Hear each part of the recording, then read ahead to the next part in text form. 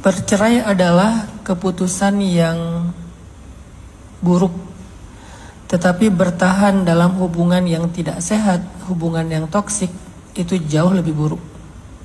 Jadi kadang quote itu saya anggap ada benernya kalau kasusnya udah kayak Mbak. Jadi kita kan gak bisa ngejudge satu ungkapan itu hanya dengan teksnya kan. Ada kondisi-kondisi yang memang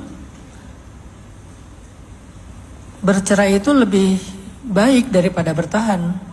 Makanya kenapa dalam Al-Quran ada surat cerai, surat At-Talaq. Dan di dalam surat At-Talaq itu Allah lagi ngajarin cara bercerai yang baik. Apakah Al-Quran ngajarin semua orang untuk bercerai? Bukan. Allah itu maha tahu ya. Walaupun bercerai adalah hal yang boleh tapi paling dibenci Allah, tapi ada kondisi-kondisi, kenyataan-kenyataan yang bahwa bercerai itu mungkin jadi solusi satu-satunya.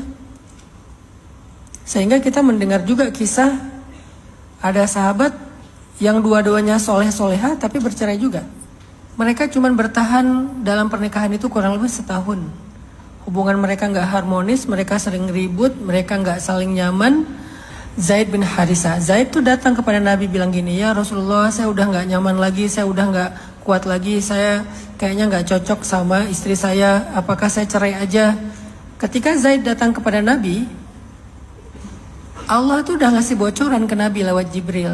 Nanti kalau Zaid datang nanya tentang istrinya, bilang ke dia, ceraikan istrimu. Itu Allah yang nyuruh loh kepada Nabi, supaya Nabi bilang ke Zaid untuk menceraikan istrinya. Tapi begitu Zaid datang, Nabi itu kan orang yang gak tegaan ya. Pas Zaid curhat sama Nabi, Nabi malah bilang, Zaid sabar ya, pertahankan istrimu.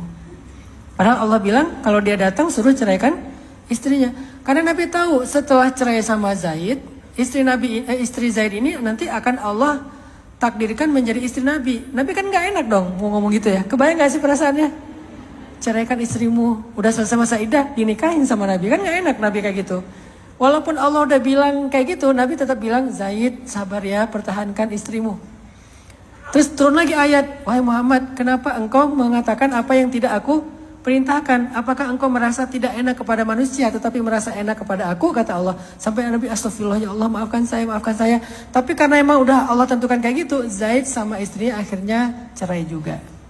Setelah cerai, selesai masa iddah, Allah suruh Nabi untuk melamar perempuan ini. Menikahlah dia dengan Nabi, jadi salah satu istri Nabi dan di dunia sampai di surga. Zaid gimana? Zaid Allah karuniakan istri yang soleha, yang cocok dengan dia. Sampai dari hubungan yang lebih baik ini, Allah karuniakan Zaid anak yang solih. Namanya Usamah bin Zaid. Usamah bin Zaid termasuk kesatria Islam yang luar biasa. Umur 14 tahun udah bisa memimpin pasukan besar. Dan di antara pasukan itu ada senior-senior Abu Bakar, Umar, Utsman, itu semuanya ikut ke pasukan Usamah bin Zaid. Di sini kita jadi belajar tentang ternyata walaupun bercerai itu adalah hal yang boleh tapi paling dibenci Allah. Tapi dalam Islam itu kan dia nggak parsial ya, dia komprehensif ya. Segala sisi dilihat. Ada kasus yang memang jangan mikirin cerai, jangan gampang bilang talak. Laki-laki itu jangan keluarin kata aku talak. Perempuan jangan meminta dicerai. Tapi ada pengecualian, dawabit, hal-hal yang detail yang kadang-kadang bercerai itu memang bisa jadi pilihan terbaik. Sehingga Allah aja di surat At-Tahrim pernah mau menceraikan istri Nabi dengan kalimat wa usarrihkunna sarahan jamila, akan aku ceraikan kalian dengan cerai yang baik. Kok ada cerai yang baik? Apa itu cerai yang baik? Cerai yang tidak menyisakan keburukan setelahnya. Perempuannya bisa menjaga diri, laki-lakinya tetap menjadi ayah bagi anak-anaknya walaupun suami istri ini udah bercerai. Mereka bercerai tanpa membuka aib keluar rumah, benar-benar mereka jaga aib masing-masing. Ini namanya sarahan jamila, perceraian yang baik. Jadi ternyata perceraian juga bisa jadi baik, bisa jadi solusi.